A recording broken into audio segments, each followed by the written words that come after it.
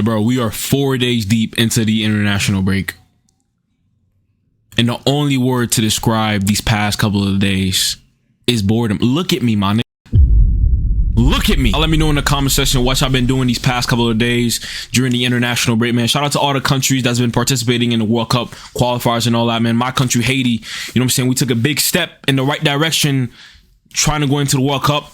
You know what I'm saying? Tuesday, game against Nicaragua. Let's pray to God we win, man. Let's pray to God we win. Y'all let me know in the comment section, man. I know a lot of y'all seen Cristiano Ronaldo getting rage baited and elbowing bro in the back. Cristiano Ronaldo, by the way, prior to this game,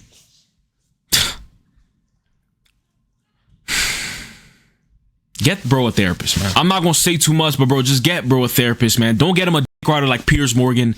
Get him an actual therapist that's gonna listen to his thoughts. You feel what I'm saying? Give him some Piers Morgan, by the yo, listen to this. Come on, you and Beckham, you're walking across the Copacabana for say 10 minutes. Who gets the most attention? Not famous? Not famous, just your body. Me. 100%. I knew it. I knew it. Come on, Piers. I agree with you. You agree. I'm just Thank you. just trying to tease it out of you. Thank you. Yeah. I don't need that, but imagine. Let's imagine something. No one's looking at Beckham. Come on. Come on. Get off his dick. Ask some real questions, Piers. Ask him some real questions. What was it like going from the Spanish league to the Italian league? What's the difference between the dressing rooms? If you don't want to ask him boring, if you think those questions are boring, ask him what it was like sharing a dressing room when Karim Benzema was dog. Spice it up a little bit. What is his thoughts on Karim Benzema flexing the Ballon d'Or on his Instagram? Spice it up. You asking him who do you think looks better? You or David Beckham? It's ridiculous. It's absurd, and you're just stroking his ego. You have Cristiano Ronaldo. Cristiano Ronaldo, the guy with 600 million followers on the gram, one of the most famous human beings on earth. You get the chance to interview him, ask him anything, and this is what you ask him, bro. I didn't see the video, by the way. I didn't even bother looking into that. Nigga asking him, can I touch your abs? What the fuck? Are you dead ass, my nigga? You asking him, can I touch your abs? Or you dead ass? I was gonna make a whole video about that, but bro, I was just like, man, whatever, man. Besides that, though, I know a lot of y'all seen the title. I know a lot of y'all seen the thumbnail. The biggest problem with every Barcelona player finally found an interesting video for us to watch on the international break, man. I said us for a reason. We're all going to be watching this. Don't even think this is some sort of Disney Channel movie where you're going to, you know what I'm saying, not eat breakfast and go straight to school. Yo, I never understood that shit, bro. I never understood. Now that it came to my brain, I never understood why. Yo, they have a whole well-cooked breakfast. Well-cooked breakfast. Yeah, nah, I'm gonna catch the bus. Nigga, fuck the bus. I don't care how much of a crush I had on my school crush. I don't care about none of that, bro. I'm going to eat this, bro. I'm taking this down. So what, I get late to school, bro? It is what it is, man. Let's react to the video. I know a lot of y'all been waiting on episode 2 on Dispatch. I'm gonna drop it today. Don't worry about it, man. I didn't expect y'all to fuck with the Dispatch episode. To mention, but since the other night, Blonde blazer.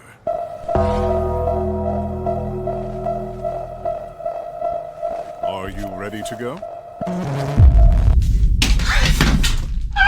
Say you swear to God! Say you swear! I cataloged all of your work companions. Robert, this is my boyfriend, and I'm a man. She was fucking with, I know y'all seen the first episode. She was fucking with me. She was on my body, nigga. She was on my bones, bruh. I can't trust people for shit, dog. No lie. That's no lie. Every Barcelona player has incredible qualities, but they also have some big problems. Starting with Lamine Yamal, ego. Although Yamal is the greatest talent in the world, fame might have gotten to his head. Sometimes it feels like Lamine is only making headlines for his life off the pitch. At 16 years old, he won the Euros. At 17, he became one of the most recognized players in the world by winning La Liga, reaching the UCL semi-finals, and carrying Barcelona throughout the season. At 18 years old, he finished second at the Ballon d'Or ranking. Now, you heard 31 seconds into this video. As a teenager, wouldn't your head be on Mars right now? Now, listen, before a lot of y'all start saying I'm glazing Lamine Yamal, I agree. His ego is crazy hot, but y'all can't blame him for having such a big ego, bro. Look at how good he is. And that's how I honestly think he got better.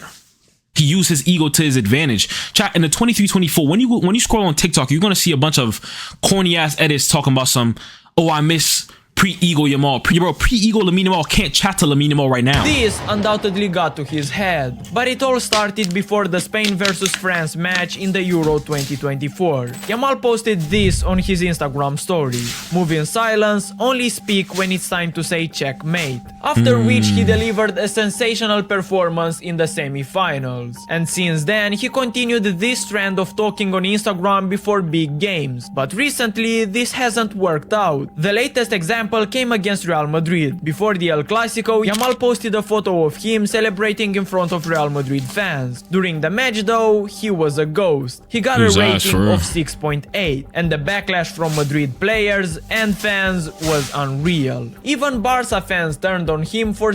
Indeed they did. Stay on that side, by the way. You weren't criticizing, you were hating. Let me just talk to y'all real quick when it comes to Lamine Yamal. Yo, bro, when Lionel Messi left his football club, we didn't have a clue where this team was going, man. We didn't have a clue in the world where this team was going. So when y'all keep saying I'm glazing Lamine Yamal, y'all don't understand. When Lionel Messi left Barcelona, we were in a dark ass place. We were in a shithole. It was like Batman leaving Gotham City. Who the fuck is gonna save this shithole of a city? Bartomeu fucked up the city. Bartomeu was really Joker for real. He was the inside man, fucked up the team. Batman, aka Lionel Messi, was saving the city, bro. It was bad, but he was saving the city. We had Robin over here, aka Ansu Fati. He was just too weak, too injury prone to save the city. Nightwing, aka Ousmane Dembele, he left. He went to Paris. A generational superhero, grew up in Gotham, aka La Masia. And you think I'm gonna hate on him? He's one of us. You think of course I'm going to criticize, but hating is, I will never understand it. He brought back joy into watching the sport, man. I've been watching robotic players for years, bro.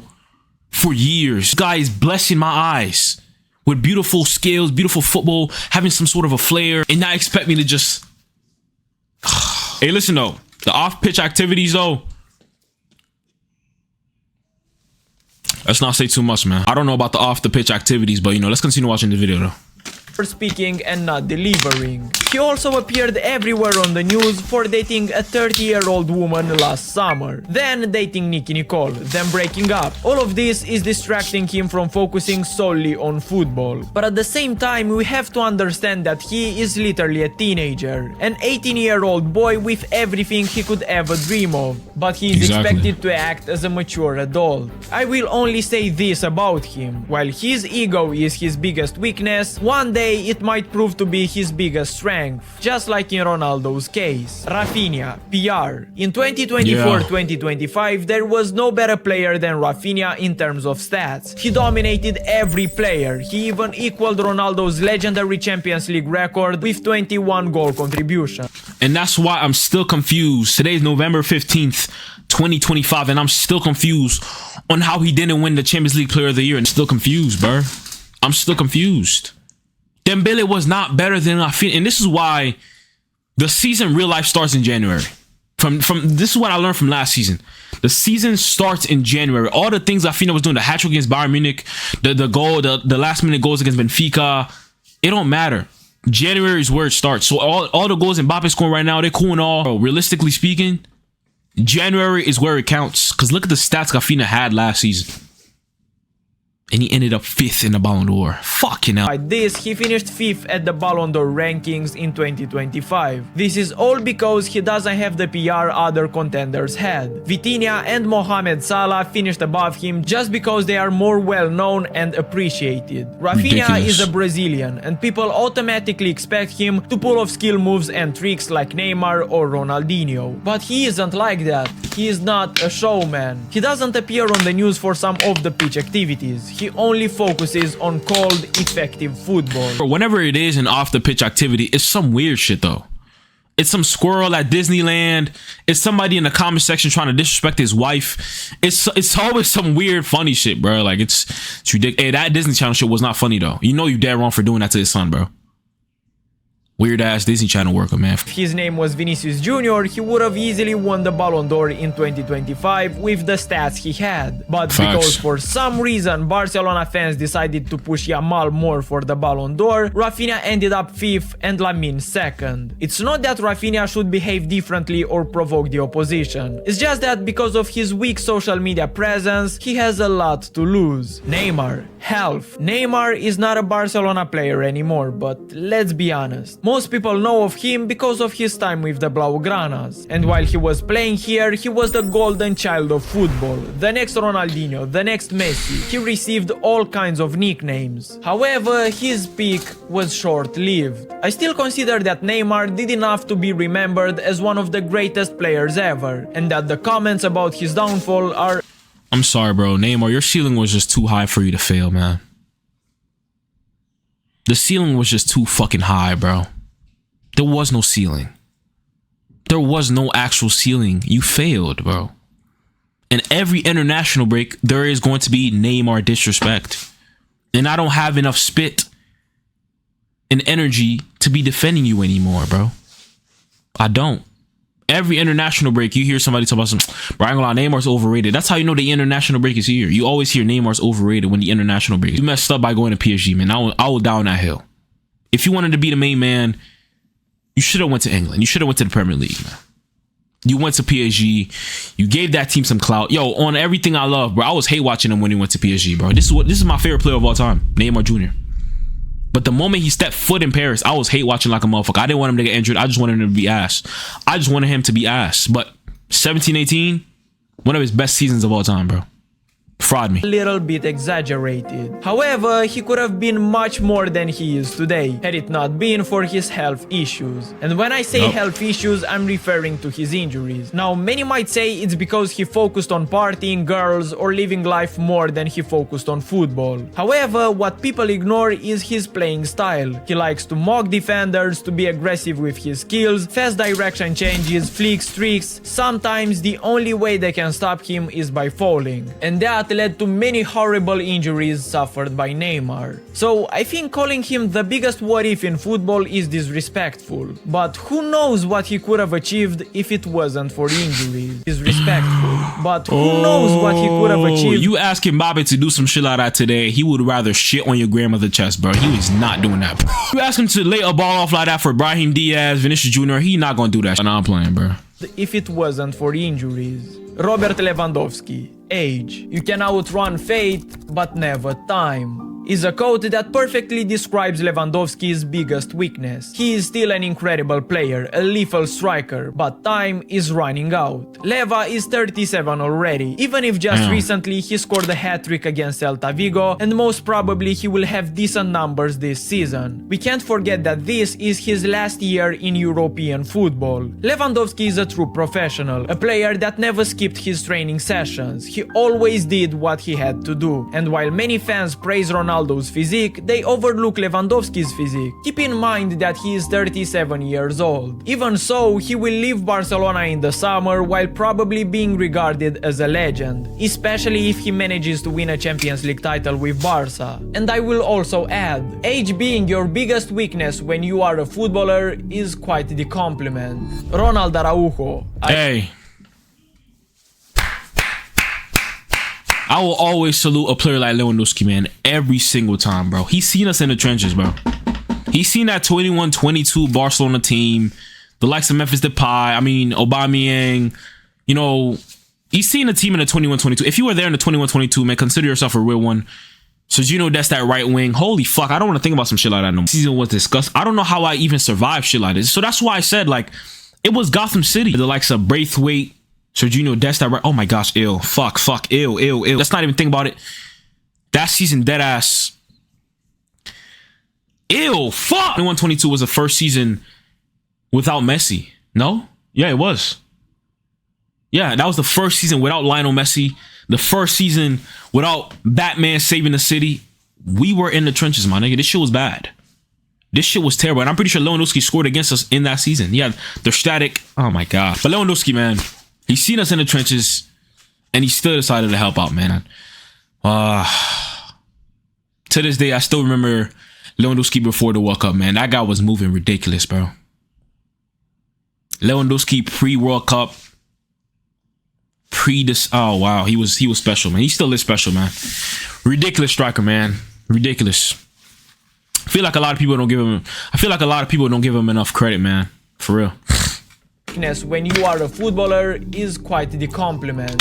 Ronald Araujo, IQ. But before we talk about that, we are close to hitting 1 million subscribers on this channel. Araujo is one of the most talented defenders in the world. At one point, he was even regarded as the best defender in the world, but when Flick became the Barca manager, he quickly realized that Araujo lacks football IQ. He got the muscles, the speed, the physique, he is good at tackling players, at pushing them, he is even good at scoring goals and was used as a striker this season against Girona, a game in which he scored the winning goal in the last minute. But as soon as he plays in that high line, Barcelona suffers. When Flick implemented this style of defending with Cubarsi and Inigo Martinez, everything worked perfectly, because Inigo adapted quickly and had a higher football IQ. Also in 2024, when Barcelona lost 4-1 against PSG, Luis Enrique told his players to target Ronald Araujo as he easily loses control of the ball. And this is true even until this day. Araujo is not a typical Barcelona defender. He can't play with the ball.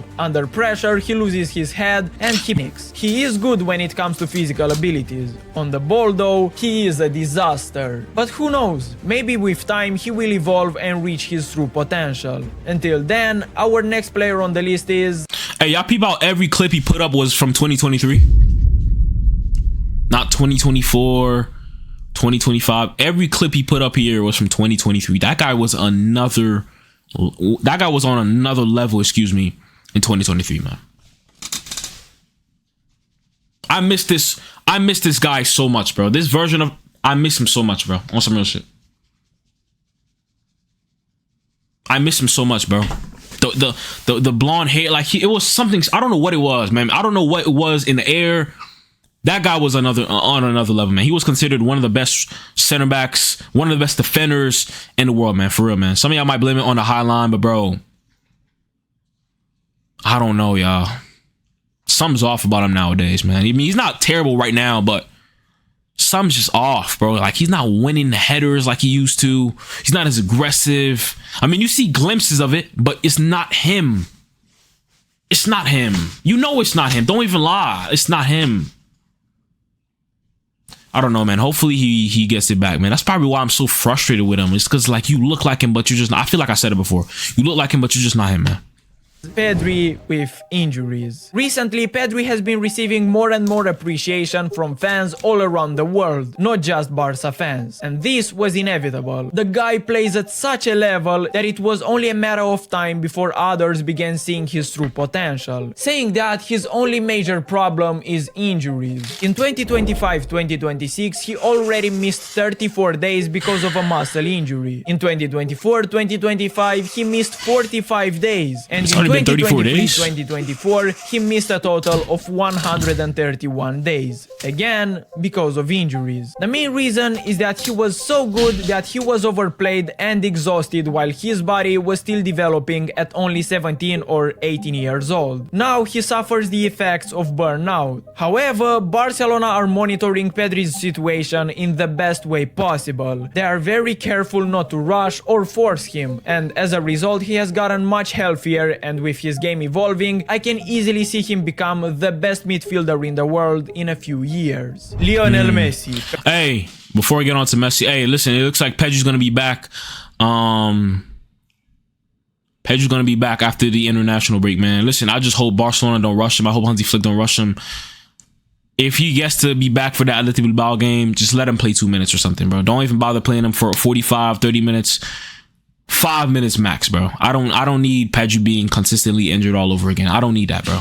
When Pedri was out injured, do you know how crazy the midfield scene was? I'm in the car right now. I'm doing 90 on the freeway. Hey, Slim, I drank a fifth of vodka. You tell me to drive? Minutes. Personality. Messi has always been this shy guy who destroyed everyone quietly, but he never spoke, never shouted, never fought, except in some rare instances. This led to many calling him a weak leader or someone who doesn't deserve to be a captain. But the narrative changed in the 2022 World Cup, where we saw Messi's ego. Who said when that, he though? wanted to win more than anything, he didn't care about other things. You could see that in his eyes. He fought, shouted, he definitely had that mentality of I'm the best and nobody. And that's why he won that World Cup. And that's exactly why he won that World Cup. He showed that he has an ego. I don't know why a lot of y'all keep thinking Messi don't got an ego. You need to have an ego to win. If he didn't show his personality, his ego, showing people that, yo, stop playing me, I'm that guy, he wouldn't have won this game. He wouldn't have won this whole tournament if he didn't show people like, yo, I ain't gonna lie, I'm that guy. He wasn't vocal about it, but bro, he showed that he was that guy. I mean, he was vocal about it after this game right here, man, where he said, "Give me that bobo, give me that bobo," something like that. But I love this version of Messi, man. When Messi's mad as shit, bro, it's the best version of Messi, man. It's the version of Messi that gets everybody horny for real. Can stand in my way. I kinda miss that. Seeing Messi this way got me thinking of how many more goals he would have had if he was always this selfish and determined. Imagine Messi always trying to go for goals instead of passing or giving up penalties for his teammates. His numbers would simply be a joke. So that's why I consider his personality as his biggest problem or weakness. At the same time, maybe his shyness protected him from getting into controversies and unnecessary hate. True. But we will never know. What we know though is that Ronaldo's interview with Piers Morgan proved how self-centered Cristiano is and how he belittles everything that Messi has won just because he couldn't achieve it. And of course, we would never want Messi to stoop so low. Like, how do you just say some shit like, the World Cup is not my dream anymore? Why? Is it because Messi won it before you? Like, I don't understand. Let's continue. I don't Pau get it. Cubarsi, experience. At 17 years of age, Pau Cubarsi made his debut in the Champions League against Napoli, and he won the man of the match. It looked like he debuted in the Champions League against Napoli, and he won the man of the match. It looked like he was already a veteran, someone who played professional football for years. Even now, he is the undisputed starter in defense for Hansi Flick. But while he is still incredible, one thing he can't fake is experience, and that showed especially in big games. Against Inter in the Champions League semi-finals, he made an unnecessary tackle against Lautaro Martinez, which led to a penalty and an Inter goal. Against Benfica last year, he got a red card for a tackle that was mistimed. Against PSG, he made a mistake that led to a goal. And to avoid moments like this, you have to make these mistakes first. No one can teach you this. Cubarsi will go through many tough moments in his career before becoming the defender everyone will fear. That is called experience, and he just can't have that at 18 years old out of nowhere. But if you enjoyed this video, make sure to check this one out. Hey, good video, my boy. Good video. Good video. Hey, he was right. Hey, he was right about Cubarsi, though. He was right about Cubarsi, man. I feel like Cubarsi needs experience and all that, but I don't know why y'all switched up on Cubarsi neither, though. It made that literally makes no sense. It is what it is. Listen, though, I'ma holla at y'all boys. Episode 2 on Dispatch will be dropping today. I don't know, maybe it might drop before this video. It don't really matter, man. Love y'all boys, love y'all girls. Damn, I ain't gonna lie, I was yapping, bro. Fuck.